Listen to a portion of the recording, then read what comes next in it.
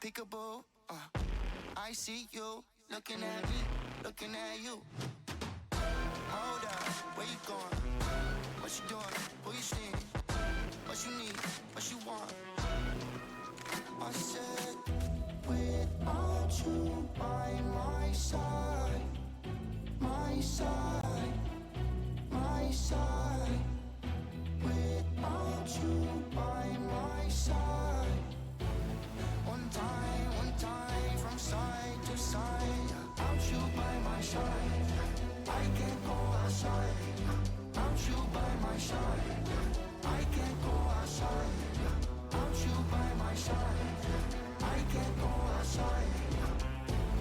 One time from side to side.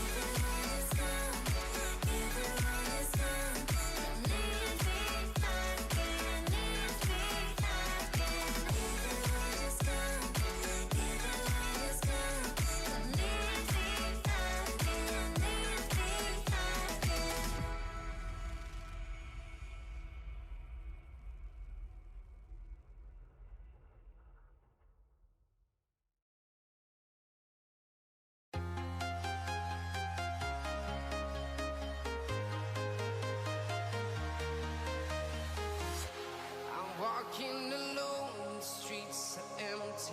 The only thing I can see is my own silhouette. I'm getting stronger, step by step. The clock is ticking, but there's no time for regrets. I've been flying from town to town, from London to Taiwan. I've been all around the globe, trying to protect your soul. We are heroes tonight. We will fly above the sky. We are heroes tonight. Yeah. We are heroes tonight. We will fly above the sky. We are heroes tonight.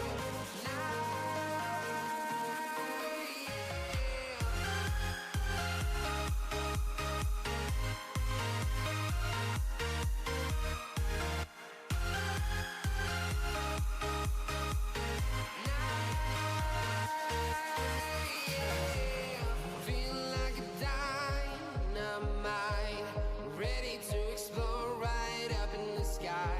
I need you to listen, I need you to hear, and don't show any fear. I've been flying from town to town, from London to Taiwan. I've been all around the globe, trying to protect your soul. We are heroes tonight.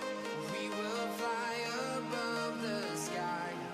We are heroes tonight. Yeah. We are heroes tonight. We will fly above the sky. We are heroes tonight.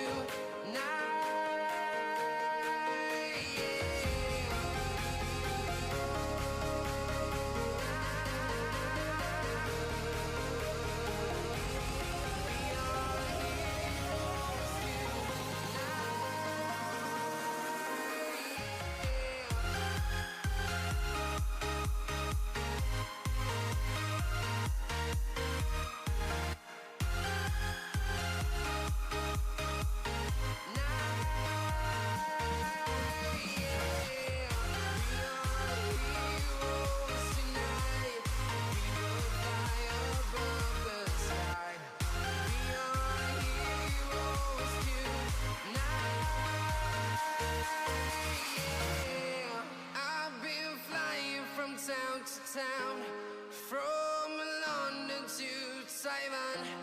I've been all around the globe, trying to protect. It's fine.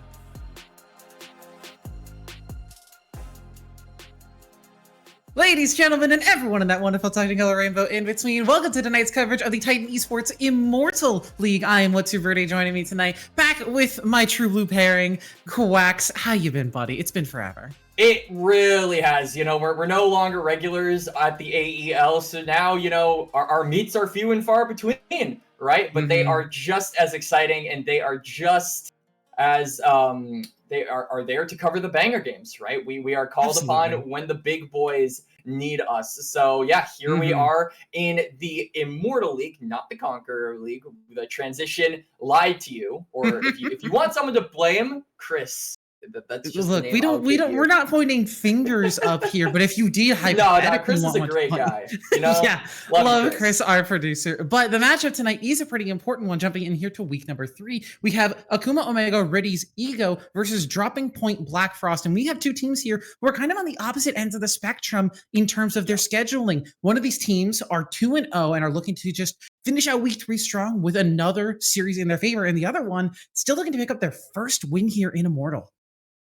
And it is also worth noting, something that I actually kind of researched while I was preparing for the teams, is that so far in the Immortal League, you know, this is obviously only week 3 of the regular season, but there have only been 2 series that have gone the distance of game 3. And it is worth noting that under, you know, any sort of regular matchup that would be concerning for a match like this, where, like you said, Brittany, we've got teams at the opposite end of the spectrum, one being 2-0, the other one being 0-2.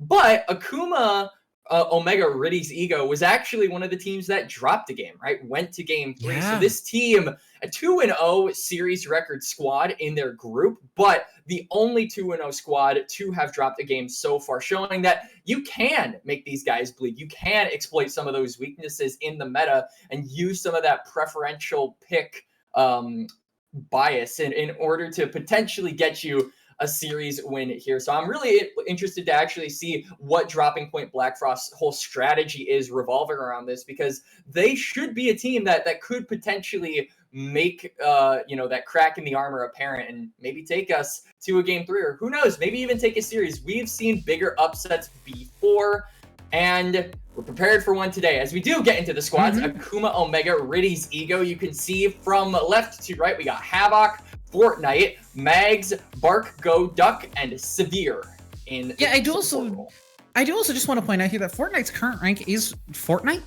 I don't know whether that means that they're just spending too much time in Fortnite and not enough in League, or if they are, they've ascended past Challenger and gone into a totally different game, like JoJo kind of level, but a pretty high peak to be searching for. But on the other side of the rift, it is going to be Dropping Point Blackfrost. Yeah, we have Sheesh Riven up there in the top side, Pride in the jungle, FYS in the mid lane, YBG Coda in the AD carry, and Panda rounding them out in support. And they all play League of Legends at the, most importantly, all of these players around the Emerald rank, right? In early season, I would say high Emerald is essentially low Diamond, low to mid Diamond. So these are players that know what they're doing. They know the ins and outs of the game. And I kind of like what I'm seeing here from the highest mastery, or sort of the familiarity in terms of who these guys like to play. In particular, I'm looking at that Hecarim from Pride, right? This is a champion that I think is super underrated in the current meta, can really take over games if they get going. And I'm interested to see how this team plays around some of these more carry jungle players, right? Because a lot of the times when we look at that jungle role, we see the Maokai, the Sejuani, the Skarner is also very popular. But let's get some carries in there. I'm interested to see if Dropping Point Blackfrost want to do something different, and that difference is going to be a little bit of unique picks for Pride here in this game 1 as we do fire away into draft. Yeah, we are going to see that Ziggs man first, but I did want to call out for FYS in the mid lane here. Their solo queue record is a good mix of both these carry junglers, or not carry junglers, sorry, carry mid laners, your Auroras, your Talias, your Silases, but they also have some utility in that back pocket. So if they did want to lock in some sort of a carry jungler for Pride, it's a style of composition that they can go for. But so far, Blackfrost does seem to be focusing entirely on this mid lane pool, with Ziggs kind of being in the bottom lane. And I like the bans coming out here from Akuma Omega Ritty's Ego. I'm just going to start calling them Akuma because that is their organization name. I like what they're banning away with a powerful B1 picks. The Syndra, the Skarner. I would expect the Yone to be that last ban as well, with just how strong that champion is. If it's not banned away, I would expect it to be first picked here by Dropping Point Blackfrost, simply because of how good it is. It's going to be the Nyla. So the Yone is actually open and available. I expect Dropping Point Blackfrost to either pick that or maybe some sort of preferential pick that we haven't yet talked about. Yeah, I'm a little surprised to see the Nyla ban, actually, because I was looking over the patch notes before we came into today as Aurora, something I mentioned from FYS, is going to be picked up there. But Nyla got pretty hard touched in some mid-patch changes, some hot fix nerfs, I think just not a couple of days, just about a week ago now. As Kai'Sa is going to be the pickup for Akuma on the other side. Kai'Sa works well with a lot of these engage supports, so wouldn't be too shocked if we saw either a mid lane counter pick here, or we just see the support matchup paired with that Kai'Sa, and it is going to be the Leona.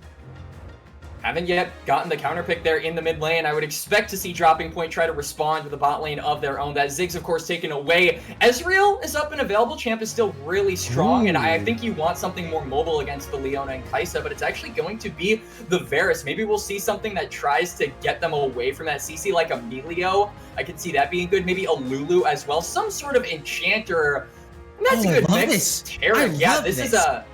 This is a champion that we don't see enough of. I love when this champion is picked. The Cosmic Radiance is such a good ultimate, especially for some of those extended team fight champions, right? Those ones that really want to keep on fighting So I'm interested to see what we're going to see around that top side, if we're going to see any kind of bruiser action. But for the time being, it's just going to be that mid lane pick to round us out for the first phase of picks. Yep, jungle and top lane still available for both these sides, assuming that Ryze does go into the mid lane and not any sort of crazy Zika type Ryze top lanes. But I do love the Taric, as not only is it good into Leona and Kai'Sa, two champions who love to just run forward face first into danger, but it's also kind of a preemptive counter pick. Any other engage that gets picked are sort of thinking now, hey, I have to engage into Taric, Varus, and an Aurora as well. Like, do we really need more go buttons, or are we just going to try and out macro them, try and get them in side lanes, outplay them with our side laning prowess, or are we going to go all in? Are we going to play for more engage, as now the second pick, or the first pick of the second phase of draft, is going to go over to Akuma? I really want to see a Xin Zhao here. Or, you know, a Gwen actually works here as well. You're pretty heavy on the AP, so maybe something is... If this is maybe an Aurora topic, could maybe see something like a Galio being a big counter here for dropping point Blackfrost. But I would expect that Aurora to be the mid laner, of course. The Maokai going to get picked up here. Could also be a Gwen jungle. We've seen a little bit of a resurgence in the Gwungle pick recently. Very good full clear. Has that scaling, that safety in the jungle as well, means that you essentially cheat Gwen's weakest point, which is that early game. It's actually going to be the Aatrox in the top lane. This is also a decent pickup into Gwen. Really bullies her out in the early game. But again, see it in the jungle, and it's actually going to be the Darius in the top lane. So there was a bit of an Uno reverse card coming out here for Akuma, as they are going to get that counter pick over to the Aatrox. So I like what I'm seeing from both squads here. I think there is a good blend of meta and preference pick. Obviously, you look at that top lane, and these are probably champions that Havoc and Riven both know very, very well. I mean, everyone talks about Aatrox being a Riven copycat, so time to prove it. When your name is Sheesh Riven and you're probably good on that champion, you should be just as good on Aatrox, no? There's the logic, right? Absolutely. Now, Quacks, I'm looking at this BlackRock side. I'm looking at 3.5, 4 champions who are going to be doing a heck of a lot of healing this game with that Aatrox, the Taric, even the Aurora and Maokai as well. If I don't see at least an Oblivion Orb or an Executioner's Calling, I might get a little upset here. And I think an upset could be on the cards here for dropping point Blackfrost, as they are looking to group up in that top lane, all 5 of them, maybe just trying to get some sort of early kill. And you can see Havoc is in that tri-bush, has both the Flash and the Ghost, so is a very slippery boy in the level 1, as we are a little bit of a pause, a little bit of freeze for the time being. Yeah, I think there must have been a pause at some point in the near future, and the client is just going to even us back up. Havoc is not going to spot any of this, so it is going to be just a little bit of information. He's going to spot this. Yeah, he's going to have to try and find his way out.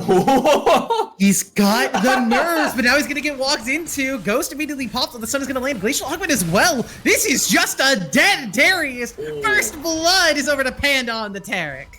I mean, they managed to get the Ghost, they managed to get the kill, but it going on to Panda has to be a little, has to leave the dropping point Blackfrost members little bit salty, as it is actually going to be a tier, a little bit of salt to go for dropping point. Look at that draft score, 50.02 to 49.98. I've seen some close pro comp draft scores in my days here at Titan. That has got to be the closest to 50-50 I have ever seen. Certainly is for me. I feel like it's usually super one-sided here at Titan, at least according to pro comps, right? They have their own opinion up in those headquarters in Summoner's Rift. Yeah, I do also want to say, while we've got a bit of a lull here in the early game, I do think the first blood going on to Panda is not the worst outcome there. I think Taric especially, kind of a mana hog in the early game, absorbs a ton of it with just trying to get Qs out to sustain through lanes, or just getting your E off repeatedly to try and go for trades. So again, him getting the tier early and being able to stack it up now and not have to worry about it interacting or interrupting with his first item, really big deal for the Taric. For sure. Speaking of not interacting, that's probably what we expect Fortnite to do, right? In this early game until the Gwen gets those first couple items. But there's some interaction in the bot lane. Big chunk coming out there from the bot lane of Akuma. But I like this ward at the Raptors, particularly from dropping, or rather from Akuma. They are really just trying to make sure that Fortnite is in a comfortable position. They know where the Maokai is at this point in the game. They would be able to track him if he tried to maybe cross map over there and look for something cheesy on the Gwen, but he doesn't. He is still going to keep on clearing. He's going to skip his regular camps and just try to look for something topside. Yeah, and this is like exactly what you're talking about in the draft. The early game is the weak point for Gwen, and Gwangul can skip out on that, and Maokai is not exactly known for his invading, but, you know, you always want to be careful as we've got a bit of a support roam here up in the mid lane. Severe is here, and FYS doesn't have that E available just yet. He's hanging on to that between worlds, but is just going to be able to walk away from it and not feel too pressured.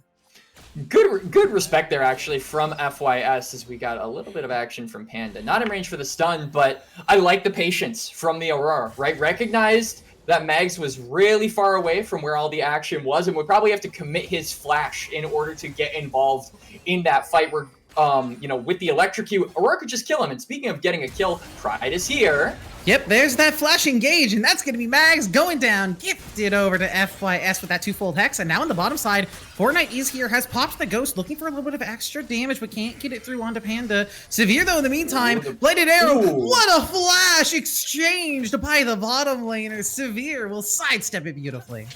Good reaction there from Severe, and now we can see Fortnite going around, but there's a ward into that pixel bush, meaning they will spot out the Gwen. Maokai's still on the top side as well, so there is an opportunity here for the Gwen to maybe steal away some of these tier 2 camps. Pride could do the same. We'll have to wait how it pans out because there is mid lane priority, right? So these camps probably just gone, which even though you don't get the kill in the bot lane, very big deal for Gwen to steal away those tier 2s and get a little bit more money into her pockets, especially in this early game. Yeah, I think also the fact that Koala is now down flash. Obviously, it's not great that Severe is down flash, as they're going to dodge out from that piercing arrow pretty nicely. Leona can make do without a flash, as she's actually going to get the engage now on to Koala. Will die as Panda's going to pick up that kill. No ignite used, but now they have to try and 2v2 here with Fortnite. Koala's just going to turn on to Duck and try and get that trade kill. The flash away from the Kaisa. She'll be able to survive and walk away, but it's ended up 1-for-1 with the ADCs. Duck walks a little bit too close, and now Max is going to flash forward to guarantee a kill over to his jungler as Fortnite will pick up their first. It's a kill over to Fortnite. The Gwen scaling up here in this early game after taking those second spawn of Krugs as well. Good amount of gold injected into Akuma. But it really feels like Dropping Point Blackfrost are the unanimous winners of that exchange. 2 kills going over to that bot lane. Really well played there from Coda as well. Recognizing that they are likely dead either way, so turns on, goes for the kill onto Kaisa. He manages to get it. Falls at the very end, but it's still a lot of gold into the carries that Dropping Point Blackfrost really want to get going. Yeah, acceleration is the name of the game here, I think, for these... Honestly, I think for the Akuma squad, because you're looking at Aurora late game, Varus on hit, especially in the late game, is going to be very scary, and Taric, scaling monster, if there ever was one in support, that alongside the Senna. So for Akuma being not ahead in the early game, and I think falling a little bit behind in tempo, yeah, you've got your Ryze, and yeah, you've got your Kaisa who do want to hit like 2.5, 3 items, but you're looking at all the scaling on the enemy team, and you're thinking, do we win this late game? Are we guaranteed that we're going to take this home?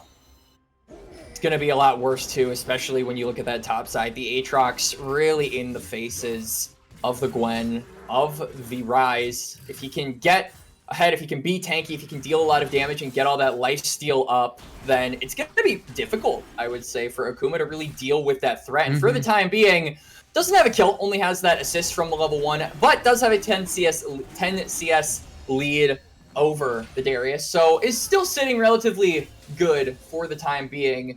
This Dropping Point Blackfrost looking to go aggressive on the bot side. I like how they're moving. They recognize that both Pride and FYS are on this side of the map, so they're just trying to push around Bark and Severe. Ooh, Fortnite has the ulti and the level advantage. 2 levels over Pride. That's just a dead tree chopped down by the needlework from Fortnite.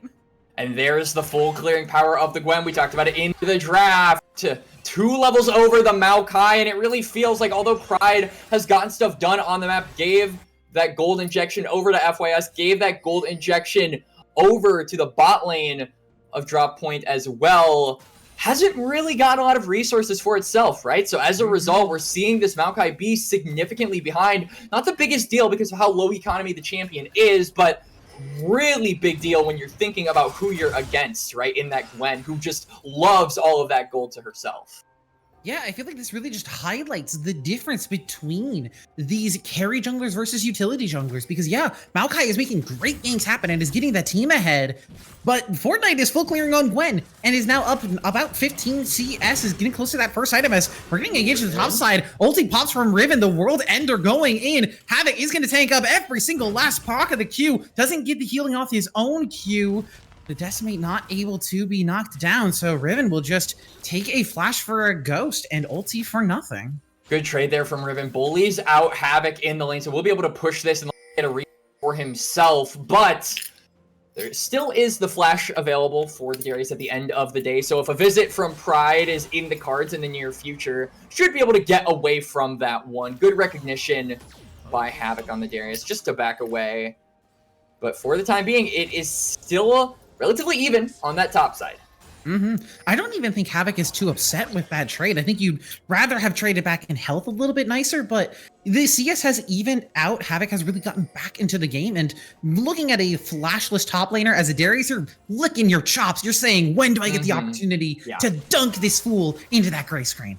Especially when you yourself have flash, right? So you will be able to play a little bit extra aggressively. Grassing Roots between worlds. They're throwing everything onto Mags. They want to find this Rise, but he is fairly tanky for now. That extra Ruby Crystal and Biscuits means that it's actually just Pride losing out on the flash at the end of that scuffle. Definitely does not feel good for Pride, right? Because not only does he burn the flash, but he shows himself on the map, meaning that Fortnite can just kind of make this bot side her home. And there isn't a lot that Dropping Point can do to stop her, right? Which is very difficult when you want to go against this Gwen, who now has that Nashor's complete, by the way. 9 minutes in. First item for Gwen. Certainly a dangerous threat looming in the corner. Solar Flare, they want to get an engage on Dakota, but a nice sidestep from the Varus will keep them alive for now. That Needlework is coming in, they're throwing everything, but here's that Cosmic Radiance, that big cooldown from the Taric, keeping the AD carry alive. Duck wants to go in, the Ignite sticking away, doesn't do enough damage. Coda gets to walk away. Panda, though, will be the sacrificial lamb to keep the AD carry safe in the bottling game. It was looking good. I mean, Coda had the flash, the Cosmic Radiance went down, but the follow-up from Duck to force the Varus away, not really able to help Panda under that tower because he was so low, sort of just sealed the deal in receiving that kill. So they are going to get a third one over to Gwen. This threat looming into the corner, and it really feels like Dropping Point are just ignoring it, right? They're not getting vision on the Gwen. They're not trying to make plays to try and interrupt it. They are going to be the first toward these grubs, but as you can see, Megs is on the top side of the map, has that Realm Warp available. Severe is here as well, so many members of Akuma are ready to fight this. They're ready to brawl, and they've got everything up to do it. Yeah, everything except the vision. I think these Rift grubs are just gonna end up dropping here, as Blackfrost will be able to even out the score. Ward is finally gonna go over from Severe, and they'll see that last one fall, so it will end up being 3-3 both sides. 1 HP smite, unfortunate there for Pride, but you know, still gets it in the end. Nobody there to steal. But yeah, Blackfrost get themselves evened up in grubs again. The gold is dead even. Now it's just going to be a matter of who can accelerate their gold lead first and get that first punch in against their opponent. Seems like Akuma is accelerating the map. You can see they are all hugging around that bot side of the map. They recognize that all of Dropping Point's members were on the top side getting those grubs, so they're just trying to set up, prepare for this next dragon, and maybe try to get a kill along the way.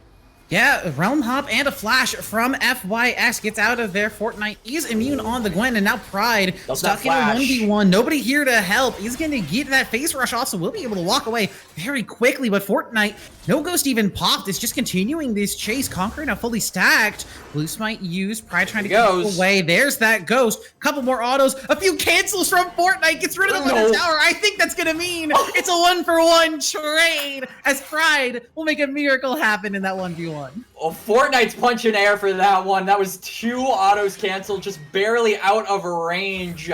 Pride makes it a 1-for-1, and it's finally a shutdown over to a member of Dropping Point. Probably not the one that you wanted to get that shutdown, right? You wanted this on a carry, but gold is gold, pressure is pressure, and Dropping Point are using all of that pressure to just try and own some of this bot side map, they throw down to try and, I mean, they don't try, but they end up burning the teleport from a Meg. So a big summoner lost on the side of Akuma. It's just a matter of, can they hold this point? Yeah, teleport and cleanse being down, it means that Duck is a lot more vulnerable. Not vulnerable exactly, still is Kaisa, still has that ultimate and the flash, so should still be safe enough, but it does mean that Duck wants to go back, and now I think Blackfrost are going to take advantage of the opportunity. Maybe look for Fortnite, but, you know, Gwen is immune. She'll be able to walk away, but I think it's just Dragon Control over to Blackfrost. I mean, they burn the Hollowed Mist, but they also have to keep in mind that there is no Ghost, there is no Needlework. Really, the Gwen doesn't have anything to really fight back in that exchange, so it is going to be a free Dragon over to Blackfrost. And it is a good thing for them, right? Because it is a Mountain Dragon. Not only is this their second one of the game, so they are firmly in control of that objective, but getting that extra little bit of tankiness, those extra tank stats over toward some of these frontline members is big. And Severe's going in. Nice sidestep from Coda, gets away from that Zenith Blade. Duck is going to get some damage in, but a huge trade from Coda. That piercing arrow doing a lot of work, and now Duck on the retreat. It is just going to be Severe here trying to walk away, and everyone will survive, but Blackfrost happy to take that exchange. Absolutely, and it does mean that dropping point bot side are going to have to be a little bit on their toes. Obviously, Fortnite is here on the top side, but the lack of vision from Blackfrost means that they don't really know that, right? They have to respect the unknown that is Fortnite, and for the time being, it is just going to be a Herald take on the top side. So I like what I'm seeing. Very objective-based mindset coming out here from Akuma. They're just trying to get all of those. Yeah, it is going to be a response from Blackrock, though. There's that Between Worlds, keeping Fortnite locked up in the pit. Can they finally knock this one down? The Conquer healing too much. Oh my God! It's the double kill! Fortnite Gaming! Triple kill! And the Herald, everything over to the Gwungle! And it's the carry player for Akuma on the carry champion. That is Gwen. Screw 2 items, screw late game. He wants all the gold now, and he's snipping his way toward a game 1 win. They're going to charge that Herald in the mid lane. You can see bot lane tower is also in control for Akuma, but Panda doesn't like that.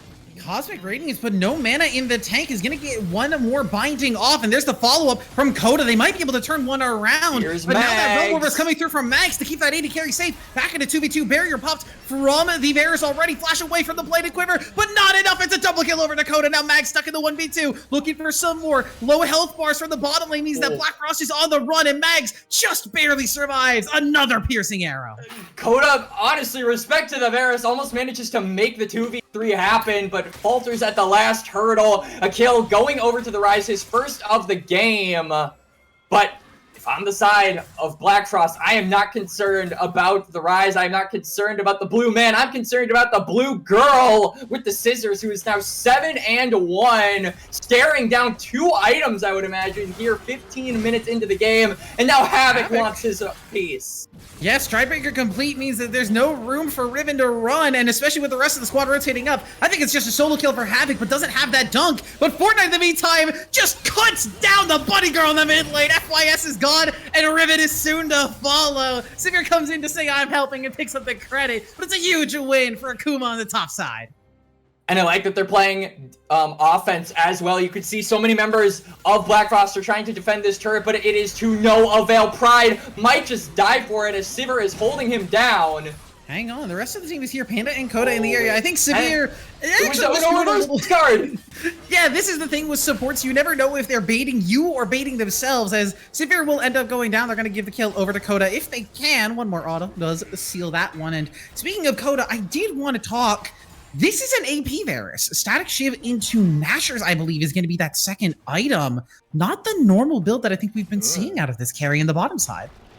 That just makes it so much easier for the frontliners of Severe and Havoc and potentially even Mags at some point into the game to build those magic resist items. Makes it a lot easier to just survive these team fights, because really, if Varus is building AP, then you've also got to deal with the Aurora. The Maokai is mostly AP as well. So really the only AD threat on the side of Blackfrost is that Aatrox, right? And the Aatrox is currently 0-2, so building armor really is unnecessary. It really eases up the job of these frontliners on Akuma. So not a huge fan of that. We'll have to see though if it pans out as Havoc. Oh, Riven. Wants to wreak some havoc. Oh, Riven, I don't think you know what's about to happen to you. Havoc is coming, and it is not looking pretty. Has that Decimate now fully available. The Noxia Guillotine just waiting to be called. Riven healing through a bunch of it, but there's that dunk, the true damage coming through. But the healing, the sustain from Riven in this 1v1, keeping them alive. That bleed is ticking away. One more proc, Havoc will finally knock it down. Manages to get the solo bolo. It was a little bit delayed, but he manages to get it at the end of the day. Now, Fortnite and Duck looking to push up. You can see Sevier is in the fog, just waiting to receive any kind of threat. I like the look from Pride, though, trying to go for any sort of engage. They have the numbers advantage here in the mid lane. Mags does have the Realm Orb and the Teleport available, so if a fight breaks out, he should be able to join up. Dragon started, and I just have to think this is going to go over Akuma, unless something big happens, like Mags getting caught. Find Mags. There's that damage for that AP Bears. You have to respect that WQ pop as Mags is now on the run. Forced to lose that flash, is trying to get away. Pride is keeping the chase up, though. They want to find the rise, and they'll give the kill over to Coda. Their carry continuing to get more fed, and now Severe will also pay the price. Akuma will stop the dragon stacking and will grab themselves an extra turret, but they'll lose 2 for it. Blackfrost managing to get 2 more kills, getting more resources into that Varus. Now 6-2, right? So we were kind of questioning how the AP Varus would operate, but a 6-2 AD carry is a 6-2 AD carry, right? It doesn't matter what they're building. That is still a huge threat that Akuma have to deal with, or else they are in some deep trouble. But guess who counters ranged champions? And guess who is basically immune to ranged champions, Ritty?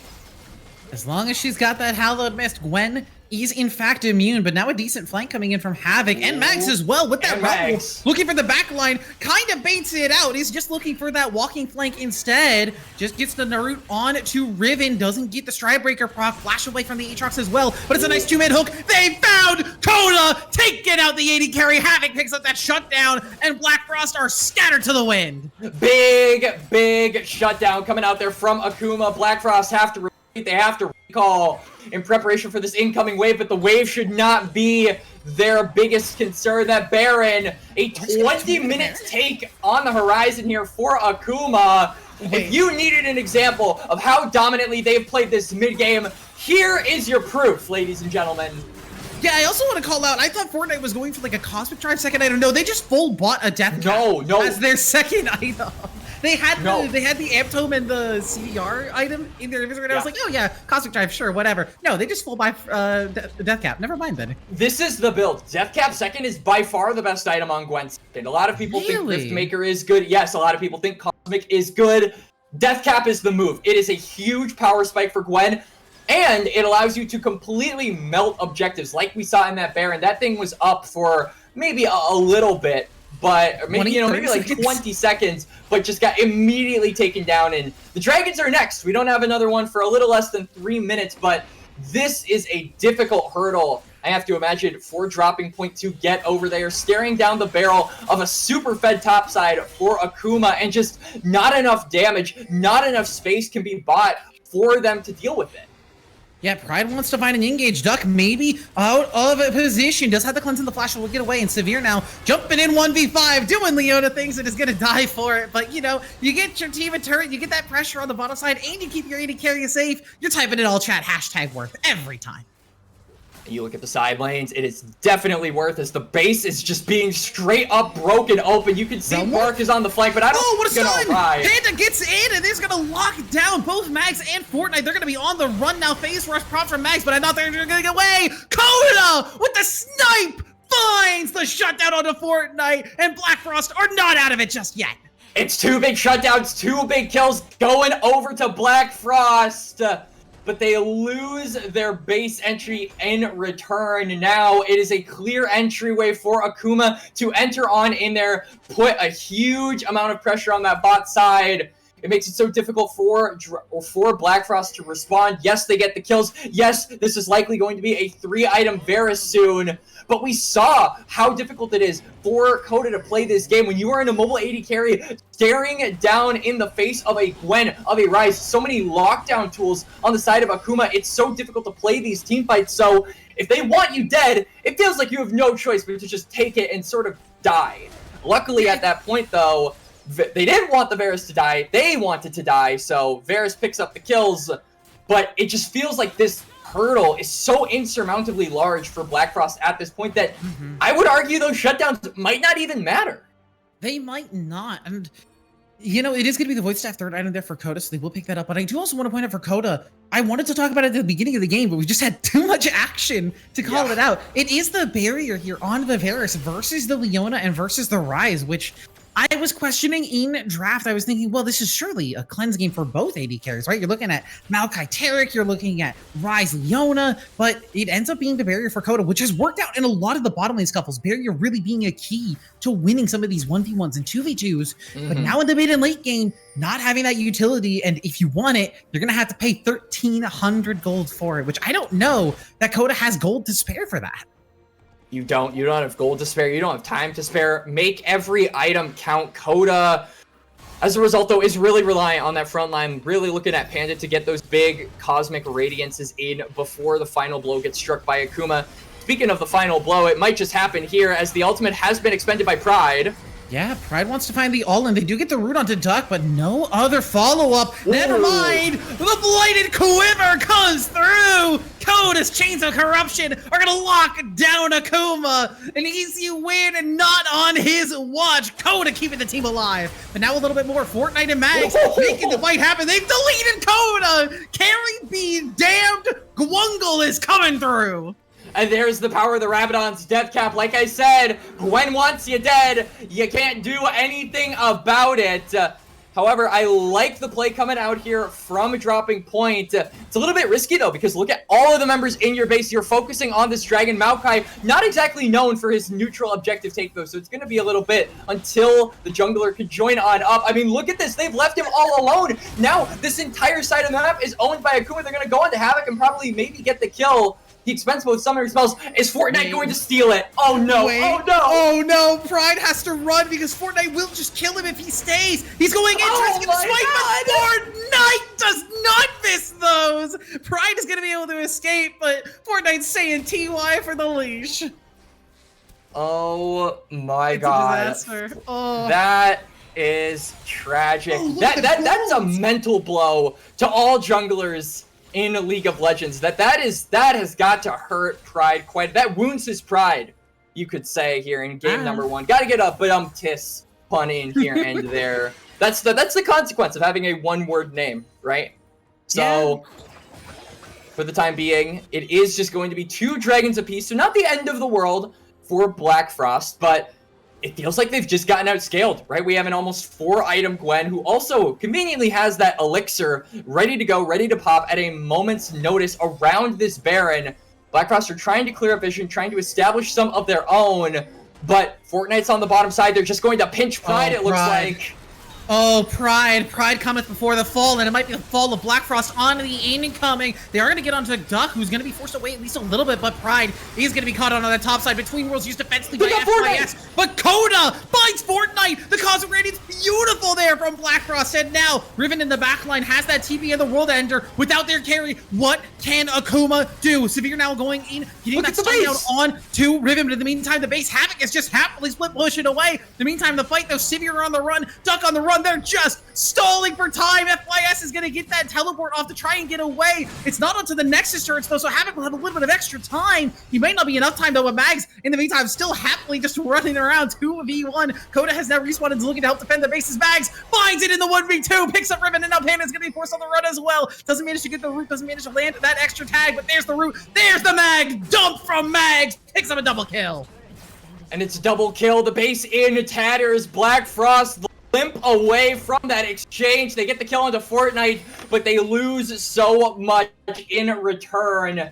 The Nasher still up and available for Akuma if they want to take it. The members are respawning, recalling on the base yet again. All the members of Blackfrost are on this bot side. And let's see how quickly Gwen melts this Baron, because she's in the pit. Let's take a look. Yeah, she's waiting for just someone else to come in with her, wants to reduce that Baron damage a little bit. And I think also maybe potentially worried about vision control as that now is just going to get started up. Yeah, that true damage does a little bit to this Baron, even with the damage reduction from that Baron passive. Yeah, this thing's just gone. Gone, done, and dusted. Deceased. And Blackfrost now having to deal with a 9-3, almost 4 item Gwen, a 3-3 Rise, who also almost has 4 items. The carries, the scaling on Akuma is alive and well, and it is thriving. It is ready to put this game 1 behind them. They're gonna just realm warp into it, YOLO mode. The Nexus is open and they know the target. No turrets, no win. Akuma will take game number 1. What a way to end it. What a way to end that game. What a climactic ending for Akuma. They go for a banger game. Honestly, I will say it. I think they made this game a little bit harder than it needed to be, but in true Akuma fashion, they end it in just the most absurd way possible. Yeah. And we're seeing why this team is currently 2-0, right? They had this game's number. They had a few hiccups here and there. The Gwen jungle, the big carry, but occasionally would fall to the Varus and potentially give an injection of gold into the AD carry of Blackfrost. But when it came down to it, when Fortnite and the rest of Akuma really wanted the backline dead, there was really nothing they could do, right? So they were sort of playing with their food, I think would be sort of the right analogy here. And it's indicative with that gold graph, right? I mean, look at that.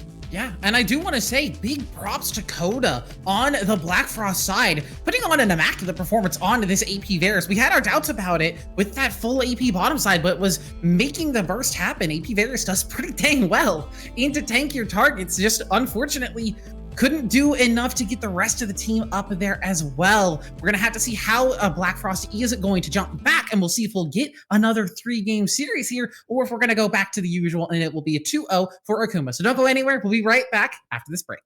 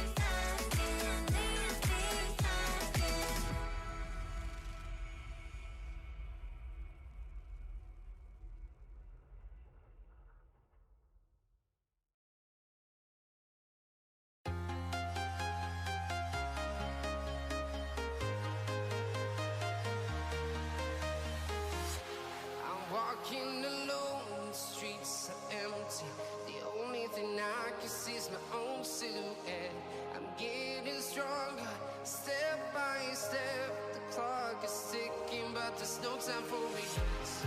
I've been flying from town to town, from London to Taiwan. I've been all around the globe trying to protect your soul. We are heroes tonight. We will fly above the sky. We are heroes tonight.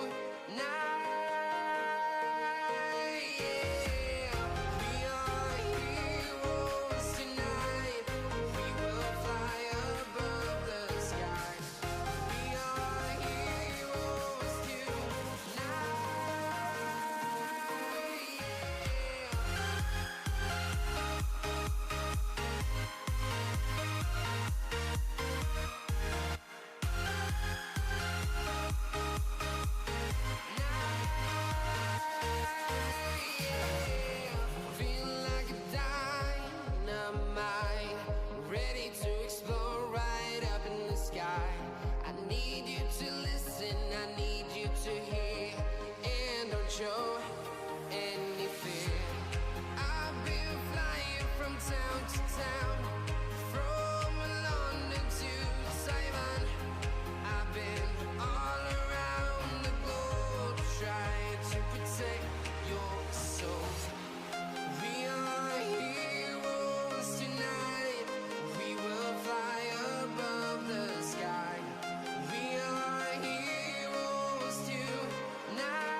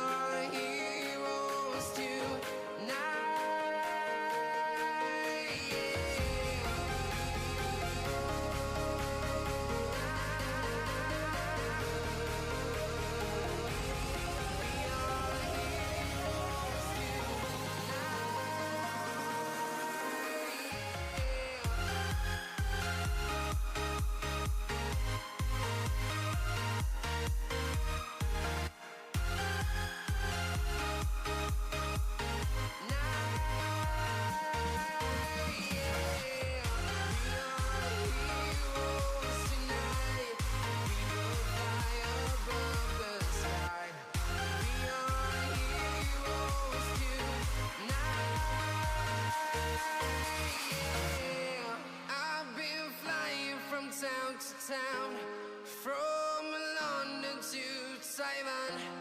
I've been all around the globe trying to protect your soul.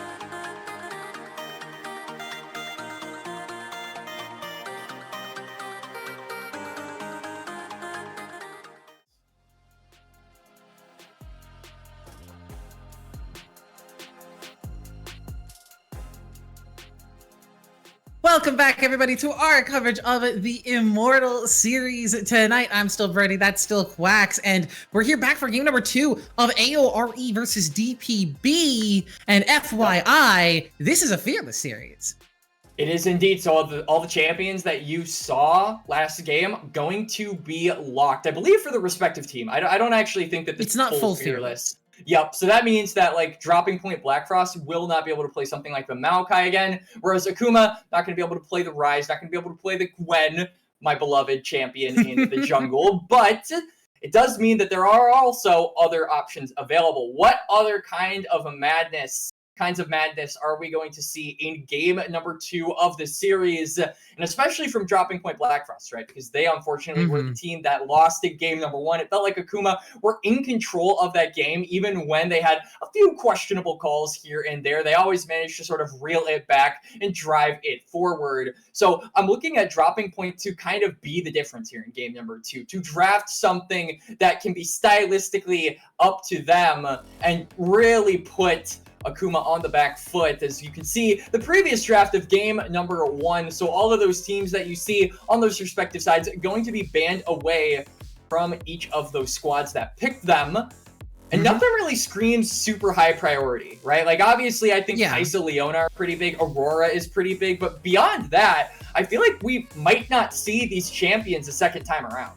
Yeah, I do think for Blackfrost on the other side, you're kind of breathing a sigh of relief in the ban phase, at least, because you're not going to have to worry about this Gwen or this Rise again, who were such big issues for this composition to deal with. And now you can kind of think about a different battle plan. You don't have to have the thought of like, oh, what if they just counter pick up with Gwen again in the back of your mind? It doesn't have to be a worry in your draft plan. You can sort of run a similar stylistic comp back, and I think you change up 1 or 2 core components, you get one of those carries in the bottom for Koda who had an excellent performance in the loss. You give Panda a good peel champion, you give your other topside champions some engage, you can make something work here. This was not, as much as the win was very heavily Akuma favored, the early game was in Blackfrost's favor, and they had opportunities. You just couldn't execute on them in the mid and late game. No, it really felt like they were late to a lot of the exchanges. It really felt like they also got jumped a lot. It felt like Akuma were able to utilize the fog really well and get sort of picks here and there, most notably in the top lane. I really liked how kept on jumping Sheesh Riven and just getting those solo bolos on the Darius. Made it really, really difficult for the Aatrox to really operate in the late game, like we said, was necessary, right? Because not only was it a big frontline component of the squad, but it was also the only AD damage, because that was a Varus in game number 1 that went AP. So I want to see a little bit more action in favor of dropping point Blackfrost on that top side, right? We have been shown that Sheesh Riven is a player that really likes to play aggressive, wants to play some of those carry champions. So give them a little bit more attention, give them a better matchup, and use that to try and get yourself into a game 3, along with, like you said, Koda also being really strong. I think if you have those 2 players leading the charge in damage, then you are looking at a very, very solid game 2 win, depending, of course, on what Akuma draft for themselves. Yeah, I do wonder what the priority for this draft is actually going to be for both of these sides, because like we said, it's fearless. You can't run back those same comps. You can look for something stylistically similar, but the same bag of tricks probably won't work. You don't have a mid laner who's like as mobile as Rise is with that Rum, or maybe you can make something work with like a Talia for FYS, but it won't be the same. As we're going to jump in here to the draft, and we're going to see what exactly that priority is, as it is going to be Akuma actually staying on the red side, Blackfrost choosing to move over to the blue again. Yeah, so one champion that we didn't see in the draft phase that, have any attention at all in game number 1 was that Yone, right? We were really surprised that no team gave an absolute spat to pick that one up, ban that one away. So I'm wondering if that's going to change here for game number 2, if we're going to see that Yone unleashed, because for the time being, not a lot of change coming through. That LeBlanc going to be banned along with the Zig, so a lot of these AP-centric champions for Blackfrost, or rather for Akuma, getting taken off the table, and we've got Akuma just making sure that a lot of those B1s are taken away as well. Last game, we saw the Nyla taken off the table. I'm wondering if we're going to see anything sort of similar in that vein here. Yeah, I wouldn't be shocked if the Neela was banned away again. It just doesn't seem like a pick that Akuma doesn't really want to deal with. They're going to lock that one away. And again, if nothing's broke, why fix it? You can just keep those same bans the way through. The only thing you have to worry about now is What are Blackfrost going to opt for that first pick? Ash is available and on the table now as they did ban it away first game number 1, and now in game number 2, they'll pick it up first themselves.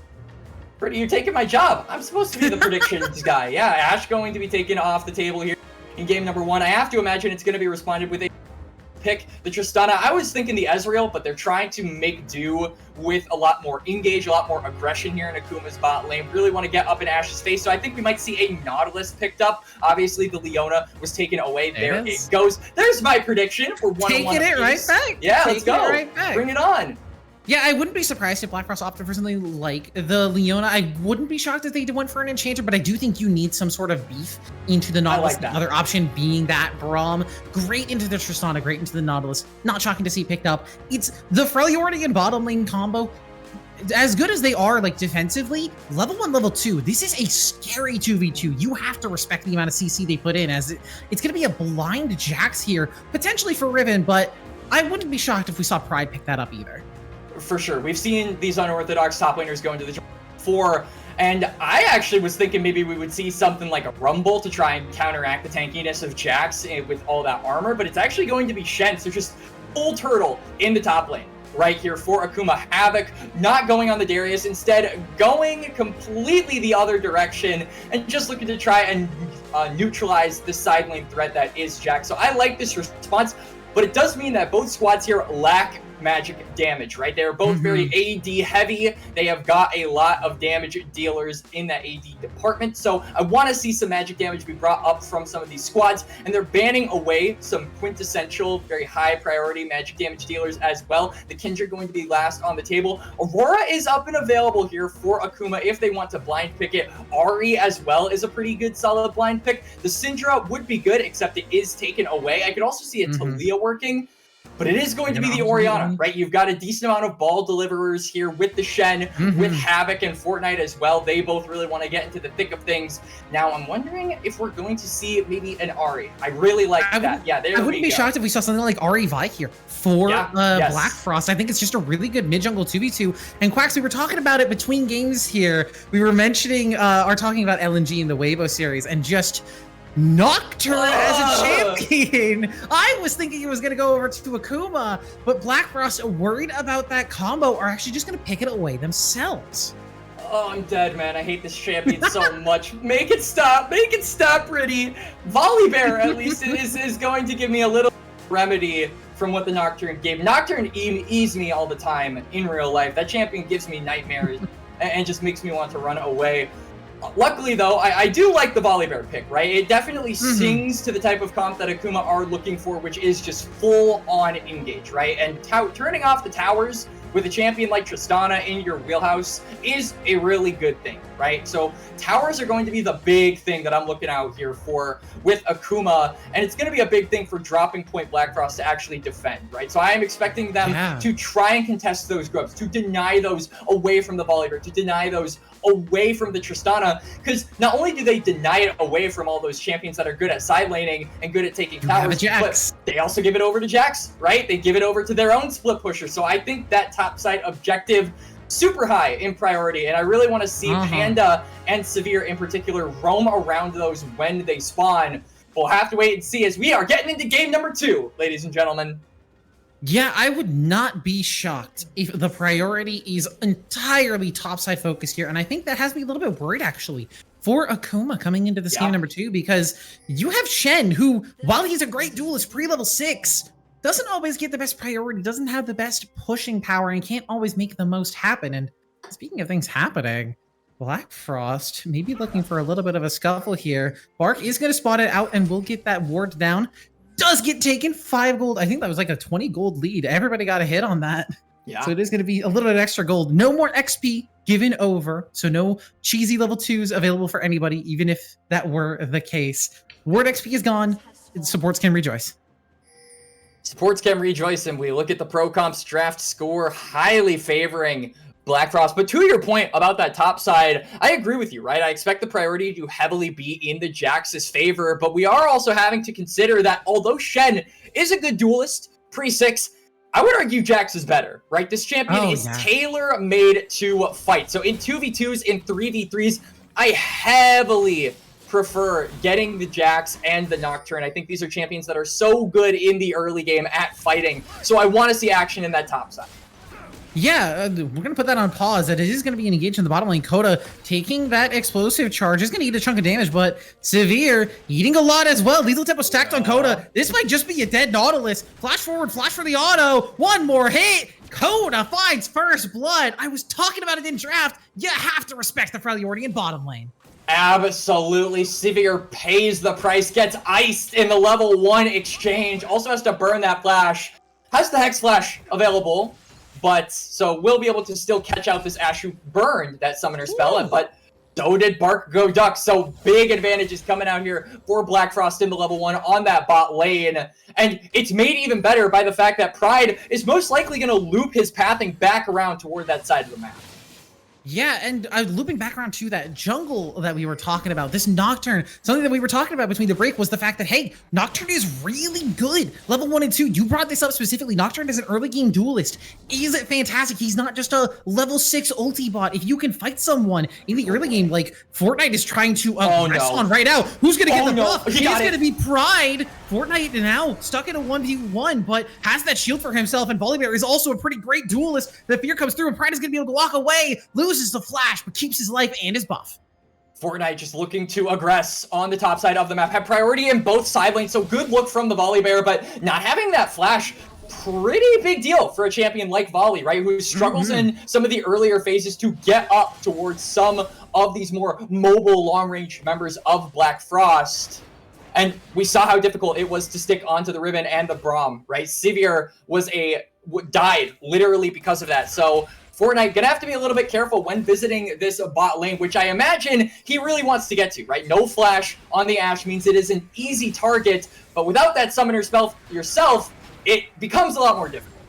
Yeah, I was gonna say easy target in most cases, but if I'm a Braum and I'm looking at a Volibear without flash, I'm gonna be honest, I'm licking my lips. I'm saying, hey, yeah, please do come down here. We'll turn that around. We'll take a free kill because, like I said, Ashe Braum, you have to respect that 2v2 early. And I think especially Lethal Tempo's back. Ashe in the early game, not as weak as she once was. This champion really can put up a fight. If you get that tempo stacked along with that Ranger's focus, she just pumps out the damage. For sure does. And Dragon spawning in a little less than a minute here. Pride gonna get back onto the map, but you can see the vision already layered down there for Akuma. So if this Nocturne shows on that river, shows on that bot side, tries to look for an aggressive play, they will spot it out immediately. And it means that Panda and Coda have to be very careful where they step. Like we said, no flash on the Ashe. You've got to be careful not to get picked. And it does mean that they take control of this dragon. If they want to take this on spawn, it certainly is within their wheelhouse to do so.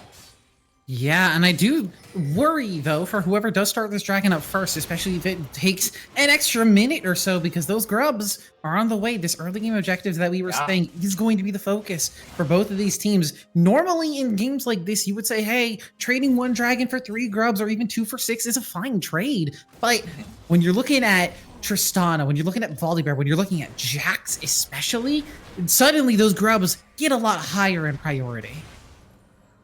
They absolutely do. And I think for the case of Blackfrost, especially that Nocturne, you are really looking at that ultimate to be your key into that fight. So I think if they're able to grab this first spawn up without necessarily having those level 6s readily available, it is really good for them because they can.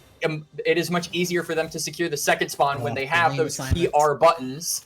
But for the time being, they are all on the top side of the map, and they are just looking to push Havoc out of this lane, give Riven a bit of priority, but the wave is very big here. So I wonder if maybe a collapse is possible or if Havoc is going to try and walk up here.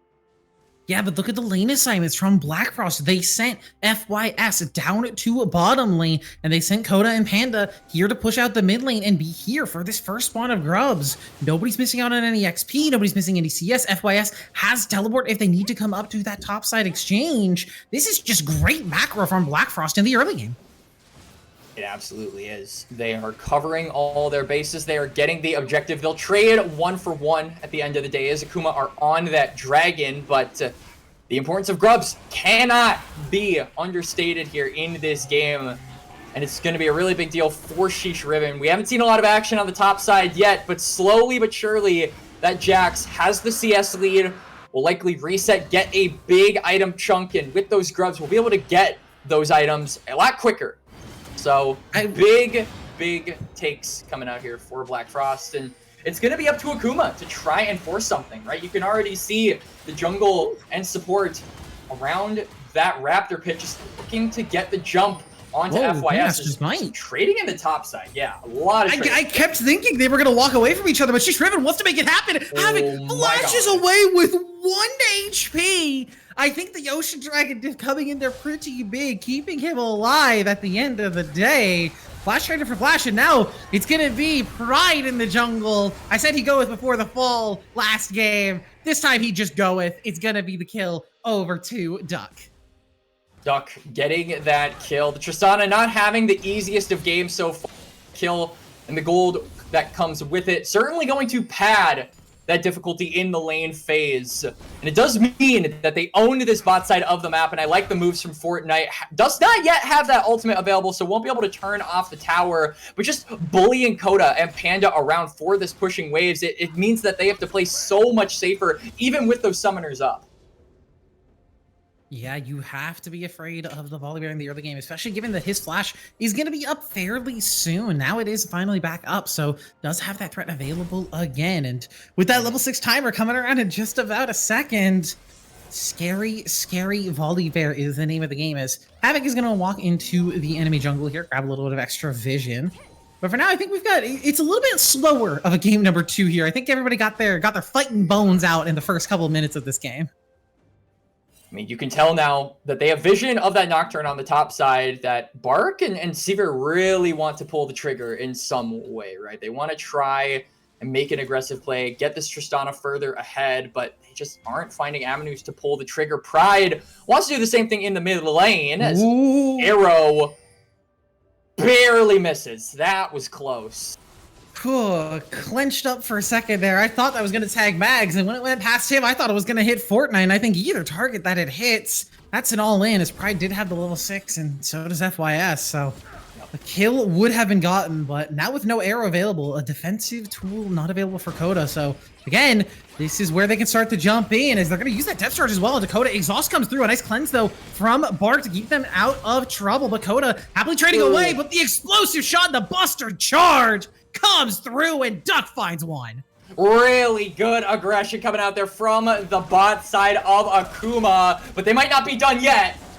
They're looking for a TP here. Turret's gonna get turned off, but that does not stop the teleport. They will find Panda and now try to navigate their way out, but Sheesh Riven wants blood, but the stand united means that there's no chance to kill Bark Goes Duck. And now Sheesh Can they redive this? 300 tower, but I think with the health bars, I don't know if they want to go for it.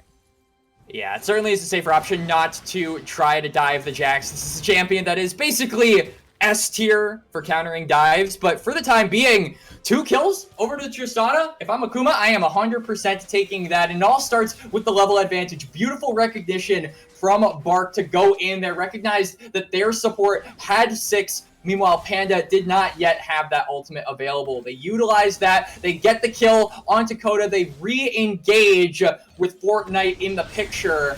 And now, speaking of engage, level 6s, there's that first paranoia. The charm is gonna land onto Mags as well. Gets the flash away. The shockwave doesn't land. FYS can't find the last kill. Somehow, everyone in the mid lane scuffle is gonna walk away still alive. Severe in the area doesn't have flash, but does have the hex flash. A nice charm over the wall, but the hook is still gonna land, and the bonk, bonk, bonk comes through. Mags is gonna find that. Now Pride on the run. Hook up in just about a second. Can you get to that blast cone in time? Yes, you can. Pride still trying to make it out, but Fortnite doesn't want to leave this poor Nightmare Demon alone. Flashes in, and I think now Pride will finally fall. Doesn't have to be forced to walk away. Is that fear just a little bit too scary?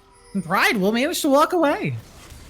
Pride, not necessarily walking away, more like limping away in shame, as now Akuma in firm control of this top side of the map. You can see Coda and Panda are on that top, but they're being pushed in. Bark now has that first item, this Tristana 3-0, very strong at the current moment. So they're going to get the push in mid, they're going to get the push in top, they're going to go on the grubs, and the dream for Blackfrost has been completely iced in its tracks. Akuma gonna tie up the score for this neutral objective on the top side. Dragon is also up, and you can see Pride is on the bot side of the map, so they could potentially look to try and contest that, but it is a big halt there from Akuma to take that objective, get all of those summoners, and gain control of that side of the map. Yeah, Havoc in the meantime, though, that's a tower shot onto Sheesh Ribbon, 1 HP, a nice stun is going to keep him alive. Havoc can't get in to find the last auto. Flash is not available for either of them, so everyone will walk away.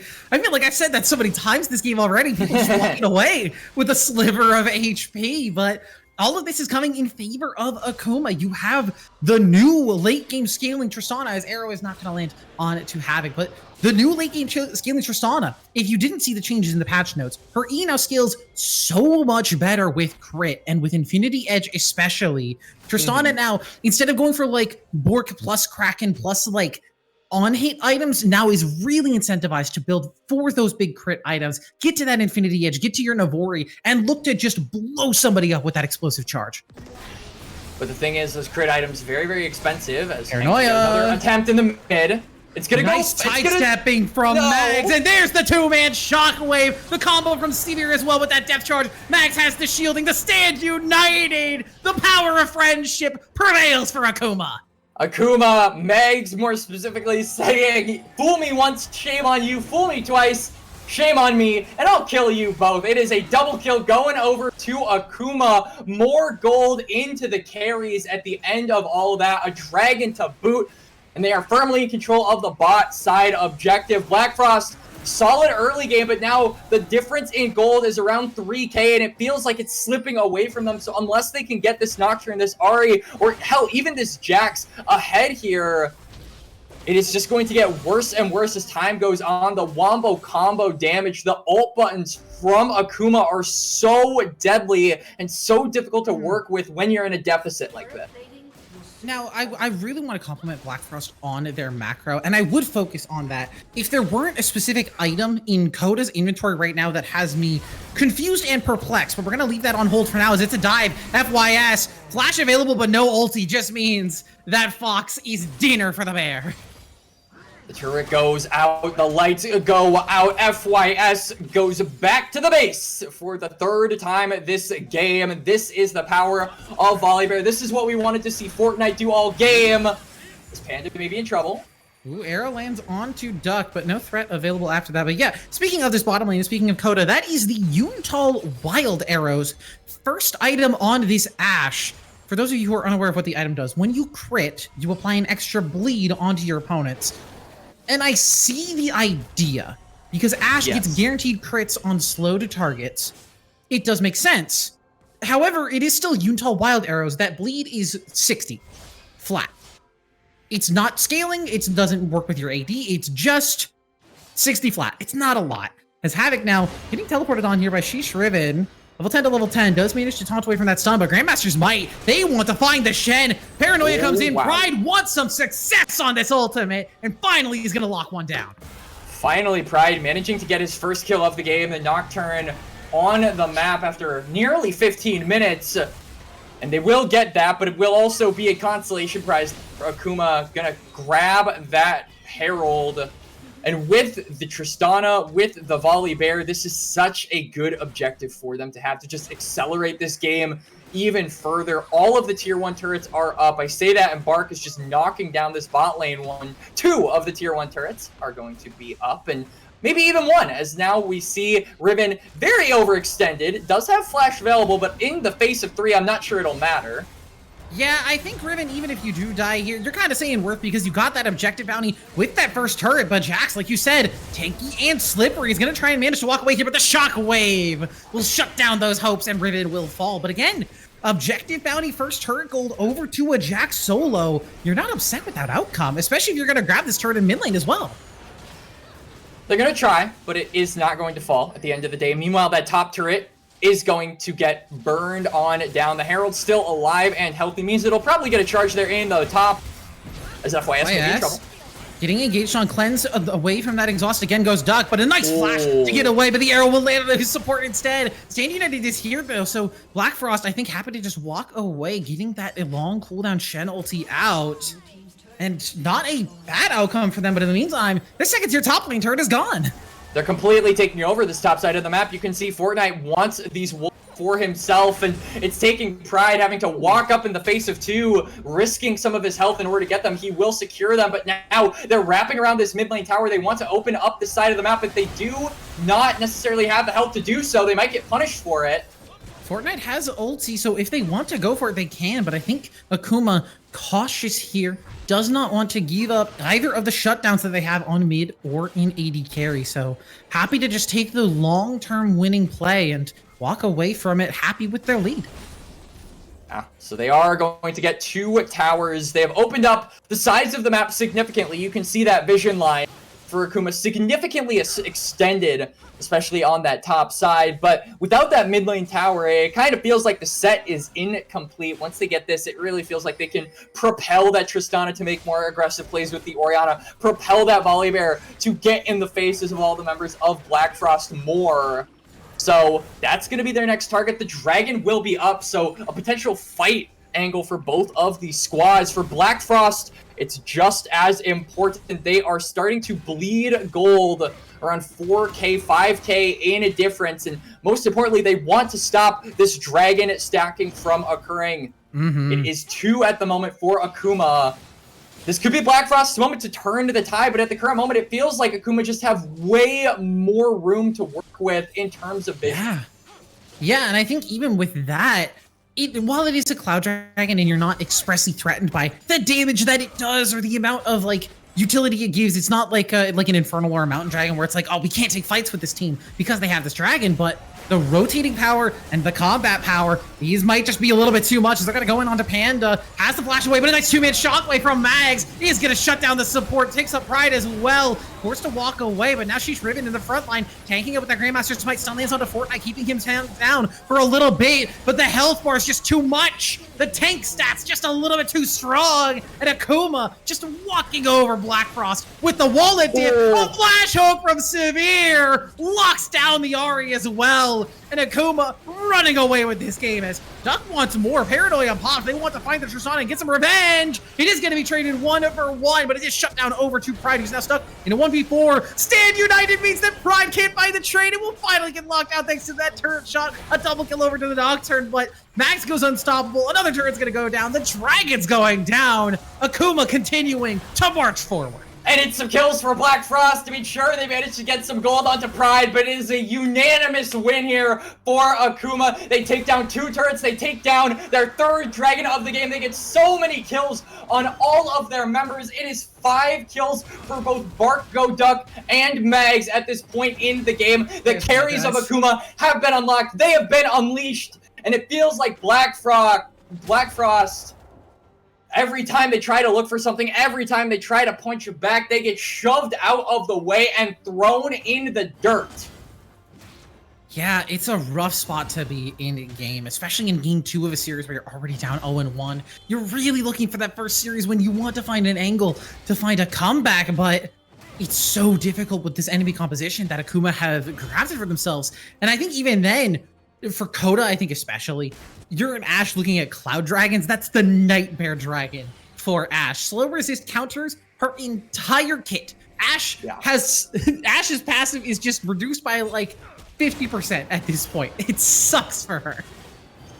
It really does, and it sucks for all of Dropping Point Blackfrost, as they're trying to get this Jax to be that side lane threat, but I mean, it's not without its drawbacks, right? Hang on. Maybe Riven gets the kill. Yeah, I think Havoc just needs to continue walking away here and pray that Sheesh Riven can't get this last auto in. Gets the flash away. Sheesh Riven doesn't have the flash just yet. It's a couple seconds out. He will finally get it. One more auto. Finally, it's the lockdown. Havoc, the turret doesn't come through. But now on the top side, 4v4 for the Baron. Now 4v3 as there is no Coda. The Baron's still going down. Arrow's going to land, but there's defense is still available. Mags doesn't go down. Smite's there for Fortnite. There's going to be the TP in from Sheesh Riven, but it'd just be too little too late as they're going in now. Pride has that engaged with the Paranoia, but who can you lock onto? Who can you get to on this backline? In the meantime, Fortnite having a field day back there, but is now going to finally get turned around on. 1v4 is the Bear. Looking for one more, trying to find a trade, but nothing doing here. TP used. Bark? Mags. They want to keep the chase going. Bark Go Duck has no fear. Max is gonna go godlike, and it looked good for Blackfrost, but now they're on the run again. Barco Duck, a nice hop over the wall. FYS is gonna fall to the autos, and Shishko Riven will not be far behind. Seaver will find it with the Ignite and Akuma. It looks bad for them, but they come out on top anyway. Who let the dogs out? Bark go duck. This man is not looking like your average golden terrier. This is a full-on Rottweiler. He's got bark, he's got bite. The tower is gonna feel it just as much as dropping point Blackfrost are. And 7, 1, and 4. This man does not disappoint here in the Immortal. Yeah, huge performance from Barco Duck and from Mags as well. The shockwaves connecting every single fight. Now 24 stacks on that Magi's. And honestly, I feel like this result should be expected. Quax is on the desk, and we have a Duck on the Akuma team. How could they lose? Well, they couldn't, and Bark Go Duck is making sure of that. Mags, 7, 8. 24 stacks on the Magi's, like you said. And I mean, it was looking like an okay fight for Blackfrost, right? They got the TP in there from Riven. They got the slows off. They were chasing down the members of Akuma, but I credit a lot of that to Fortnite, right? He drew so many members into one area, got them off of Barco Duck, all of the other fleeting members from Akuma trying to get out, which gave them time to wrap around that fight, gave time for the Tristana to get into the backline and just wreak havoc there. And speaking of havoc, he's on the top side, happily pushing away. How does that stand united? 3 dragons. The next going to come up in a little over a minute. It feels like Blackfrost, unless they can make a miracle happen, this game might just be over. Yeah. And I think also credit to just the Akuma squad in general for that fight. Oftentimes when you're in a situation like that is, hang on, to put it on pause, arrow lands onto Mags, they might have found their target. No shockwave available if your Orion is just dead. FYS finds the shutdown goal. Now Barco Duck is the target. Stand United is coming through. FYS looking for the damage, but they can't get through that shield just yet. Sheesh goes, Riven goes down onto Barco Duck, and they'll pick that one up. Havoc finds FYS in the meantime, but now they're fighting 5v4. The bulkier health bars will come out on top of you eventually, as Blackfrost have finally found their fight. Code is going to start picking up kills. Fortnite, a valiant last man attempt, but can't find any of the last hits. A big turnaround for Blackfrost. Blackfrost setting up for that fight beautifully. They managed to get the Enchanted Crystal Arrow mixed with the Paranoia. The real nail in the coffin was Sheesh Riven on that TP flank, completely sandwiching in all of the members of Akuma. They will take 4. They will deny the soul at the current moment. And they will be able to breathe some life into this game number 2. They're not out of it just yet. The gold lead's still 6,000 in favor of Akuma, but like we said, denying the soul, getting a bunch of shutdowns onto carries as well. FYS finding some nice charms in that fight, getting the damage down on to Barco Duck, and like you said, Sheesh Riven on this Jax. A beautiful TP flank, making the dream happen for Blackfrost. And this is why we said, while this team is going up against each other, on paper, it seems like it should be Akuma favored. This is why we were expecting that this series could go the distance. Blackfrost are not a bad squad by any stretch of the imagination. They can fight in situations like these. And they're fighting back, but Pride all on his lonesome for the time being, but his team is joined up. Charge. They're looking for Pride, but in the meantime, Barco Duck is going to hop over the wall and look for some extra damage. They might have found Max, who's on the wrong side of the fight, but a huge heal. There's Sheesh Riven on the backline again. We'll pick up 1, but in the meantime, the rest of the squad is crumbling behind him. A double kill over to Barco Duck, and now the rest of the Blackfrost members have to scatter back to their base as their Nexus turrets are open and available. The lightning is going to come through. It's going to knock out FYS, and it will cancel 1 recall. Sheesh Riven will still get that recall off, but now FYS getting chased down by a bear, and there's no friend for you to outrun here. He's going to pop that teleport, but Volibear does have a point-and-click stun, and I think that will just be the end of the boss. But in the meantime, in the base, hang on. Barco just went down. Sheesh Riven finding the 1v3 in that mid-lane exchange will eventually go down, but a valiant attempt from the Blackfrost top laner. And Havoc manages to put down Sheesh Riven at the end of all of it, so they shut down the Jax before he can get going, before he can get that double kill. But the base, again, in ruins here for Blackfrost. The inhibitor is down. All of the members, save Bark, Go Duck, are up. They're taking down the bot lane. Fortnite is on the top side. We'll have to see if maybe he wants to push that wave up in preparation for the Baron, which is coming up in about 30 seconds. And yeah, some breathing room for Blackfrost for the time being, but still a mountain to climb if they are hoping to get back into this game, if they are hoping to turn it around in their favor. Yeah, a mountain to climb, but they do have their gear. We're starting to get item completions here. 2.5 items for Coda, nearing on that third on this Ashe. FYS almost has that death cap. Zanya's for Sheesh Ribbon, also a big one that could come through. They do have that component, that arm guard, so they do have that one-time usage. For Akuma, you've been winning this entire game. You've been winning for a lot of this series. Now it's just a matter of how cleanly can you close out. That ward not spotted by the control ward. The fight is going to be engaged anyway.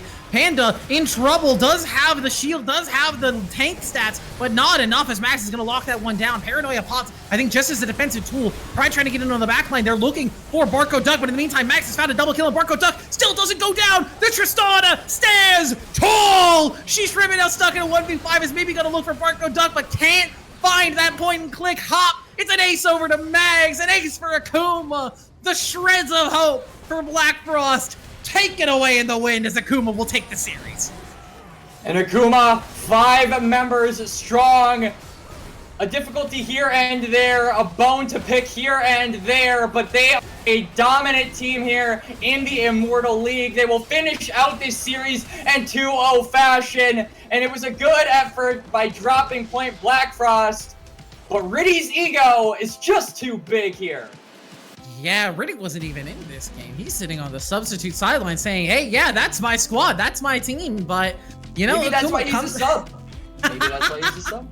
I mean, maybe, but it is going to be Akuma coming out ahead. I think Blackfrost had some moments of greatness, especially in the early game. They had some incredible macro decision making. I loved their call for the bottom lane rotate for that first spawn of grubs. Great decision making, but in the mid and late game, it just felt like Akuma was just that one step ahead, just that one push, that one little extra nudge ahead in these team fights. And you could see it in that gold graph. There were comeback moments, but not big enough. Yeah, I mean, this was kind of shades of game number 1, where it felt like dropping point, but just too late, right? At this point, it was too steep of a mountain to climb. It was too difficult of a game to surmount, and Akuma had no problem, you know, giving over a throw or 2 or potentially even 3, because they already kind of had their carries up and available, right? In game number 1, it was the Gwen, that triple kill. Really, I felt sung that game over, you know, getting that objective, getting that late game carry ahead in the early game. Game number 2, more or less the same thing, right? Except in different roles. You had both, Bark, Go Duck, and Mags super strong early on, right? 5 kills to both of them around that 20-minute mark. And it felt like dropping point Blackfrost, they could get the kills, they could burn the sums, they could get the objectives, they could do anything they tried, but it was never enough at the end of the day because Ritty's ego always came back around. Yeah, Ritty's ego was just there permanently throughout the entire game. They just were not willing. They were willing to ego some of these objective fights and some of these plays. You saw Fortnite in the early game, just walking into the Nocturne. We were even talking at the moment that he was walking in, like, yeah, Nocturne's a really good early game skirmisher. He can fight like level 3, level 4, but the Bear's just a little bit too big in situations like that. And unfortunately, it does mean that Blackfrost will not find their first win yet here in Immortal. There are still 4 more weeks left of play, so they have a chance to continue to try and fight for a playoff spot. They're not locked out yet, but Akuma on a tear here. Who's going to be the first team to lay a blow into this squad? I have to imagine it's going to be another one of the 2-0 teams. I believe in their respective group, they have 2 other 2-0 teams. So this group A, very, very strong. Right, there is certainly room for there is certainly some question mark around who is going to take that top spot but for the time being, Akuma Omega Ritty's ego tongue twister is sitting on top. Right, they are 3-0 in series score and looking to stay undefeated here in the Immortal League. Yeah, they're looking great, but I think that is going to be it for us tonight. Thank you all so much for joining us. I've been What To Birdie. That's been Quacks. Chris, our producer in the back, making sure everything runs as smoothly as possible. Thank you, and we'll Chris. see you guys next week. Have a great night.